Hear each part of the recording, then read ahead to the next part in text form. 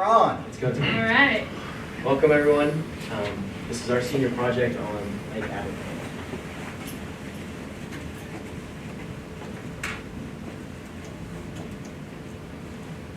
These are all of our team members.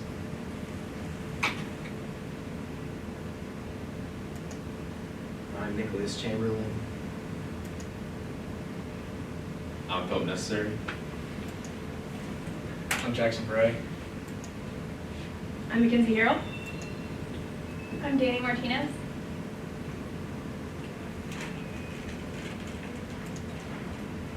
And I'm Dakota Stacy.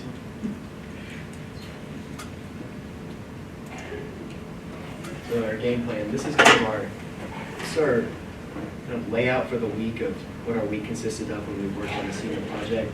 Monday we met Mr. White. We were in the lecture hall all day, learning how to do these senior projects, seeing past senior projects, and really getting the feel for the expectations of what for the senior projects.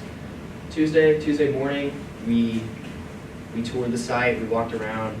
Very beautiful. They just reopened after remodeling, and the lake was very clear. They added a boardwalk with fences, and the trail was lit, and they made a lot of great changes. We were all impressed with them. We also kind of started thinking of initial solutions and kind of brainstorming. And throughout the week, we were at my house and Philip's house working on the PowerPoint and really getting that together to where we could come up with a good solution for our project. And then we also spent Thursday, Friday, and today practicing for this presentation.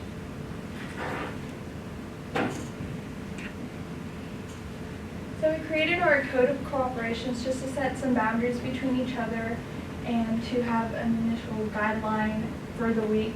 So we started with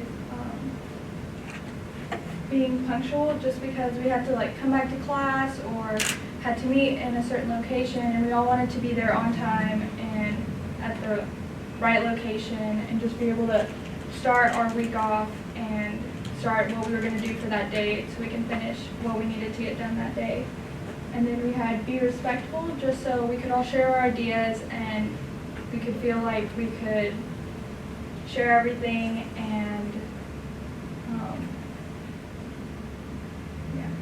And then be considerate.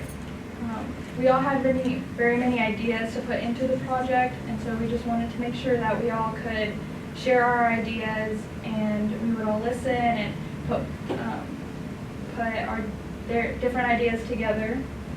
And then we established a voting system for each different solution or problem caused. We voted on it. And then utilized teamwork and communication skills. We worked together just so we could communicate well where each one of us was going to be, where we were going to meet up, what time we would meet up, and then share the workload. We would each move the computer so we each worked on a different slide, each put the same work effort into it, and then have an open mind on all possible solutions.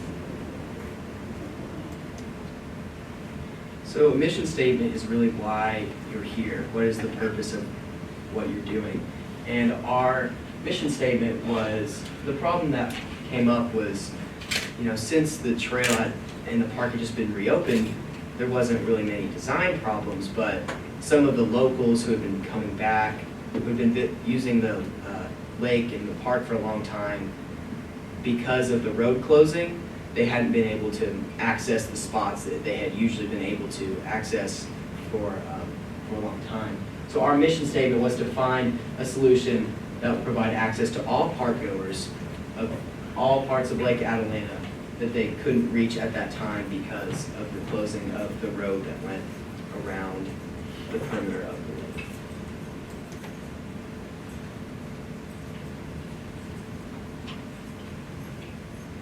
So the first thing we had to do was we actually had to go to Lake Atalanta, and we really wanted to survey the scenery and see what this problem was and how we could effectively do it.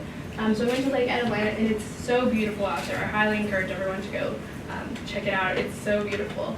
And Lake Atalanta, we wanted to look up some facts about it just to see what we were working with and how we could better be prepared for what our solution was going to be.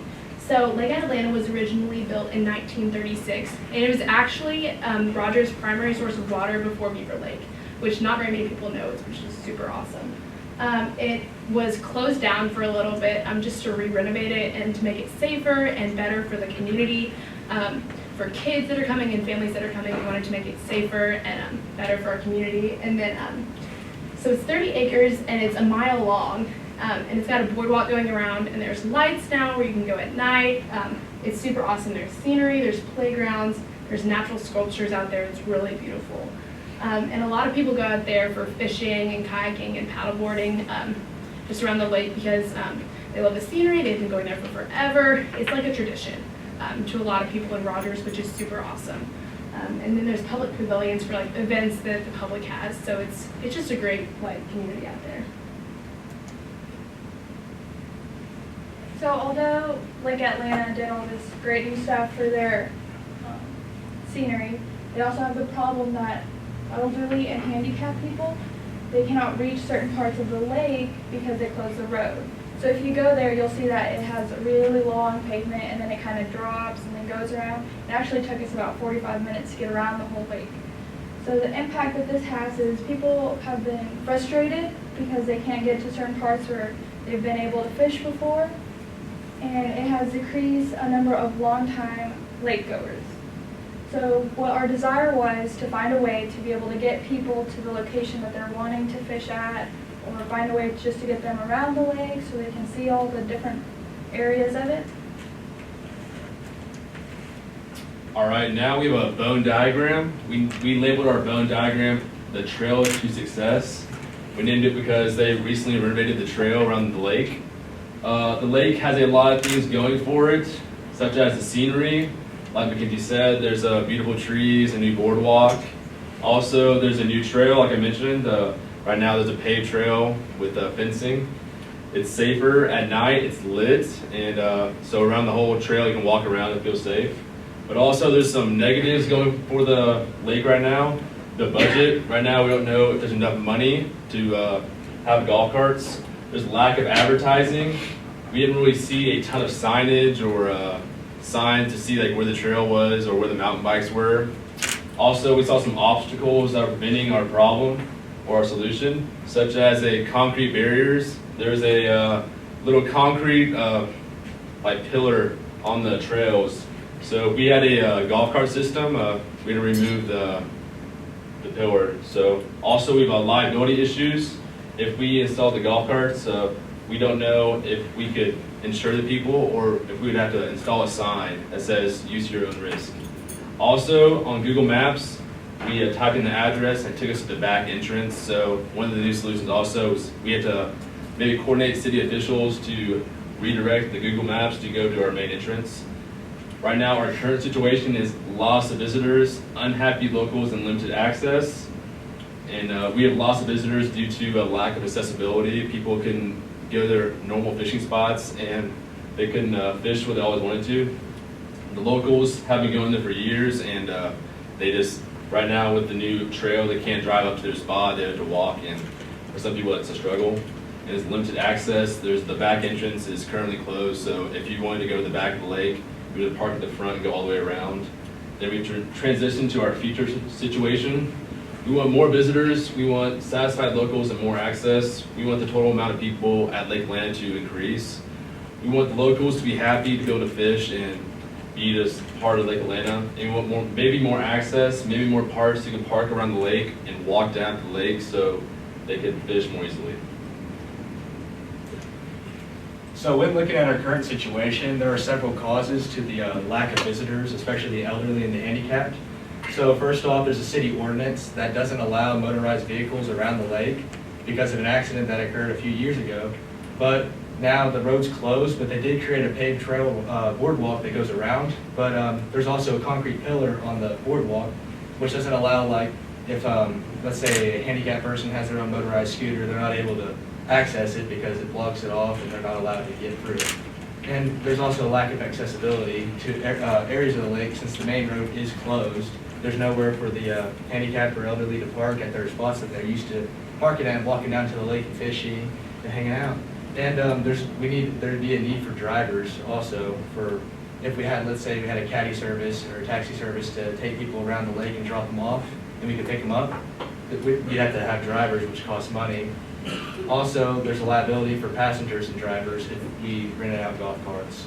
And cars can't get around to the other side of the lake, especially since the other side of the lake is closed, so you can't pull around to the back of the lake anymore. And so we put all this together in an NGT chart, which allows us to kind of prioritize the causes and what we think might be the major cause or the root cause.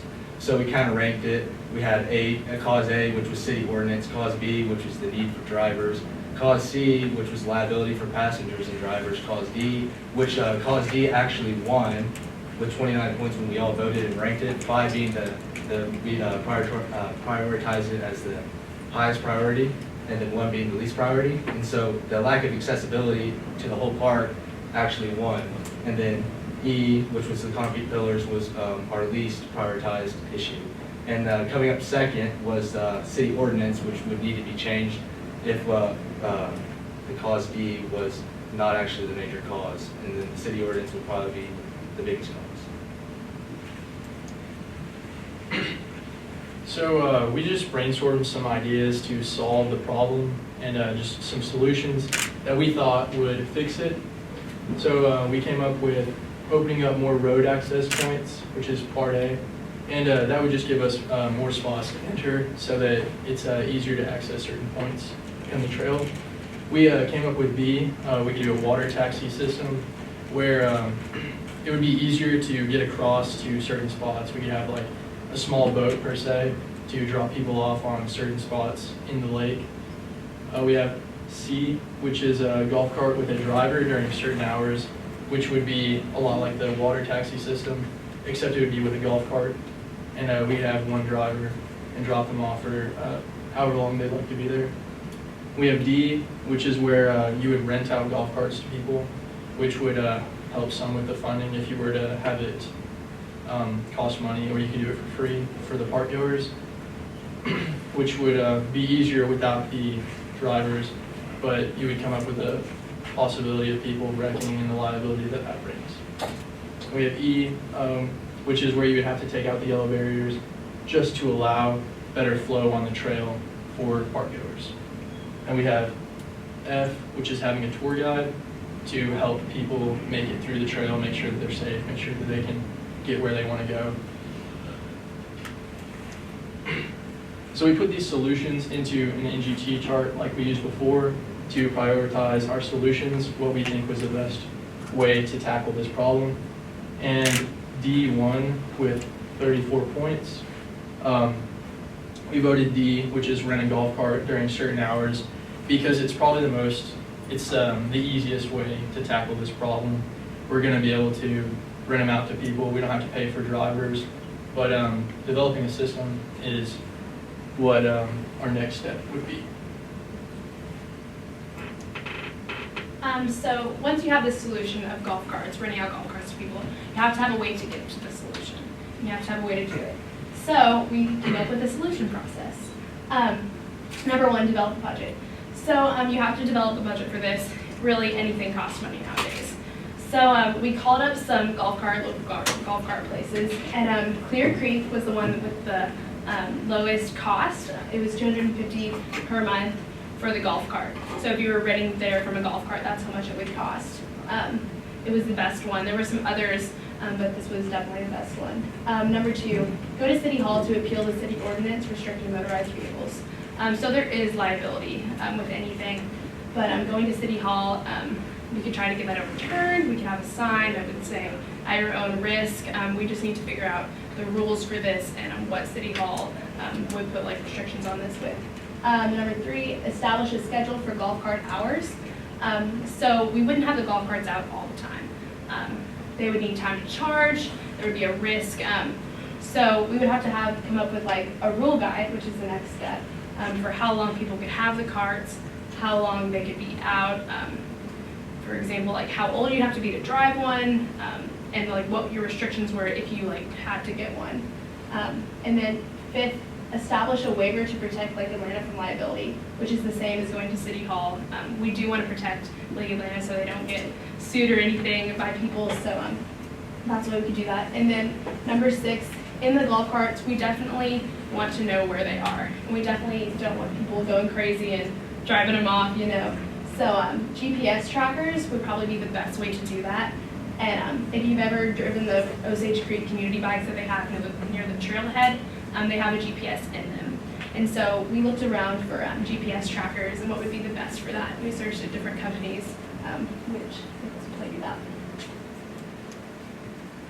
Our short-term solution process, again, backpacking off what Mackenzie said, we looked at lots of places where you can rent golf carts, and the two lowest prices were Clear Creek golf carts, which were $250 a month, and that beat out Osage golf carts, which were $350 a month. So significant price drop. This would obviously be the best choice. And you could establish a place to store and charge the golf carts, and like an office with someone check out the golf carts. So you obviously need a place to store the golf carts under inclement weather. So you could create like a storage, almost like a storage unit per se, where you could store the golf carts and be able to charge them overnight in that storage unit. And then you could also make a shack, or you could install a clipboard with almost like as a sign-in sheet, so where you could take the golf cart sign in when you get in, and then when you're done, you put the golf cart back and sign out to get like right here, so you can check it out. It must be handicapped or elderly, because we don't want people just using them because, you know, they don't feel like walking. We want this to actually solve the problem and actually who needs this, and the target of who needs this are the handicapped or elderly people who, you know, can't walk to their old spot that they used to fish for 20 years, or people who have been in an accident and they can't walk around the mile-long trail. And so the time limit, we have a time limit on the golf cart, so you can't, obviously, you share the sugar, as Woodruff would always say. You can't hog the golf carts and make sure everyone gets a fair opportunity if you need it to rent the golf cart. The golf carts will be tracked via GPS trackers. You can either get the GPS from Clear Creek as an upcharge, or you can buy a GPS either from a GPS company or at your local Walmart or any store. All right, now we have the long-term golf cart solution. Our long-term solution is going to last about 4 months as a trial, and we're going to see if the golf carts are successful. We're going to get a survey to see how many visitors we have before and how many visitors we have after the installation of the golf carts, and if it's a positive increase that's big enough that we can add more golf carts, we will do. But right now it's about 4 months, and that time can increase. And if we do install the golf carts, there's the main road right here and the main entrance, and we're going to install the golf carts around a disabled area right around there, so it'll be easy for the elderly and handicapped to access the golf carts.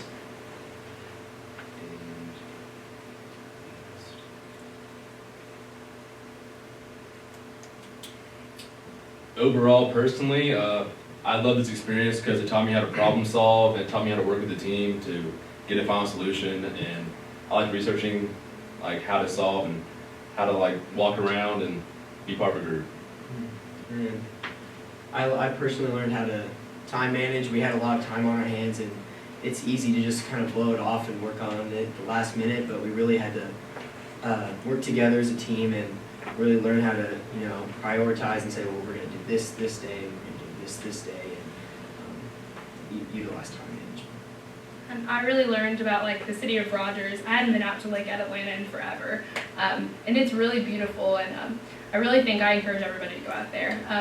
I just learned that it was beautiful and it's safe now, which is really, really cool for our community. I also learned different problems that our community has and how to fix them and how to work together as a group to find different solutions and different ways to organize it and make it able for them to use it. What I took from this opportunity was mostly just ways to compromise, because like we said earlier, it's a problem, and there are so many solutions that we could come up with, and just to be able to take all of the creative ideas we had and change them because of the other views that other people in our group had to make it the best solution was it was a challenge for us, because we haven't really been in this group situation before, and we'd like to thank the teachers, the parents, the faculty for letting us have this situation, let us have this opportunity.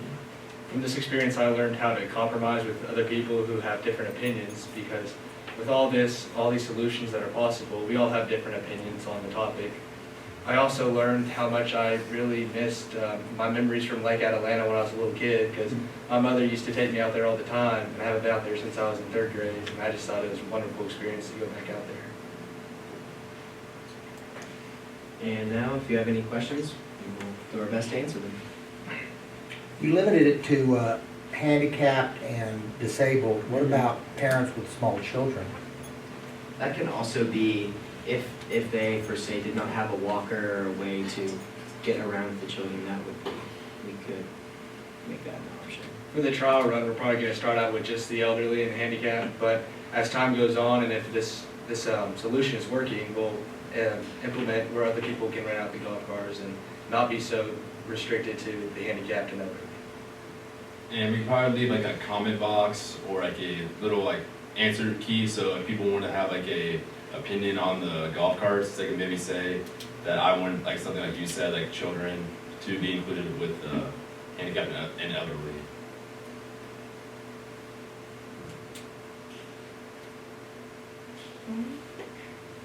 Thank you, Mr. White, and thank all of you guys for Well, coming. I don't have a question. I mean, I have about 40 questions, but I really don't have, y'all done a really good job of kind of going all the way around it, and I kind of give them some hints of what we were thinking about when I met with them last week. Our challenges are a couple. One is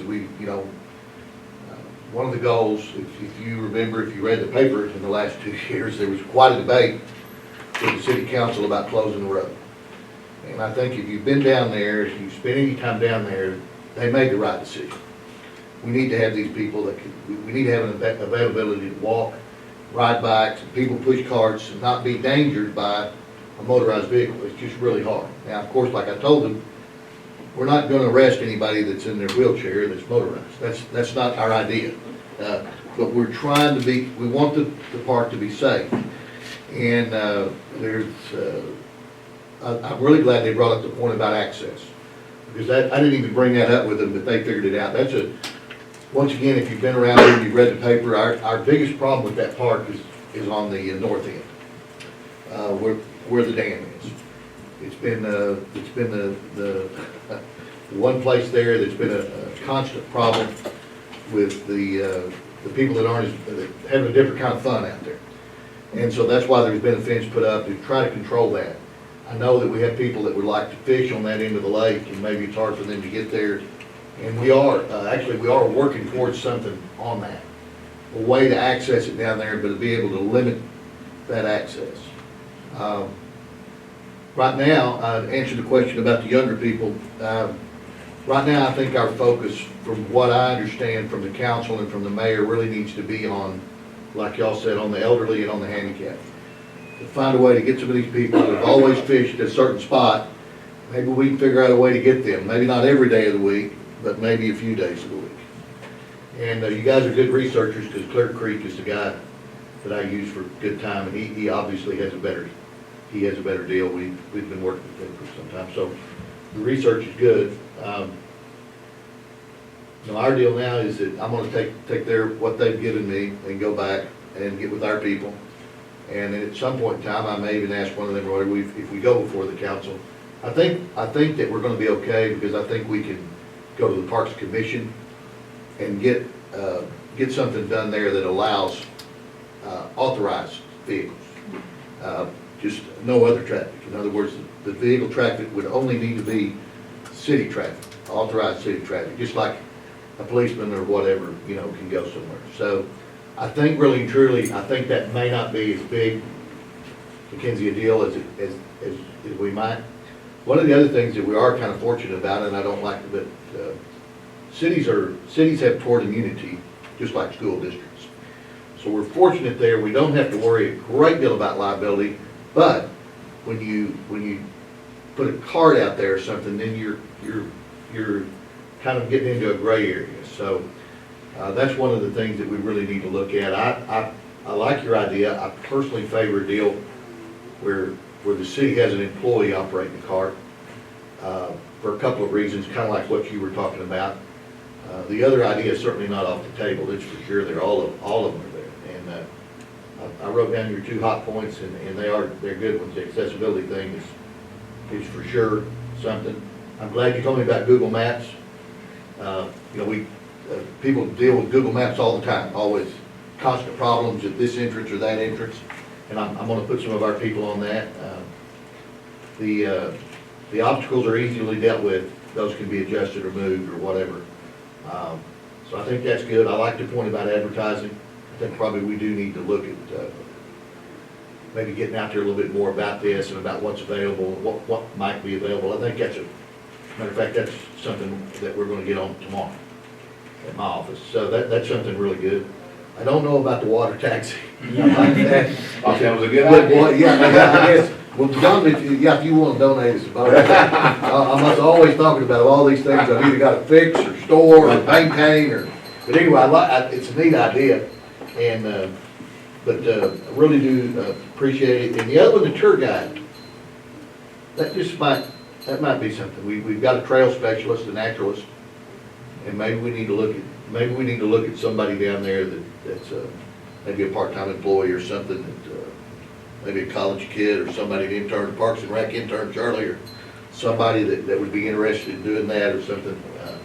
Maybe a high school intern, who knows, that would be interested in doing that. So you guys hit the buttons there.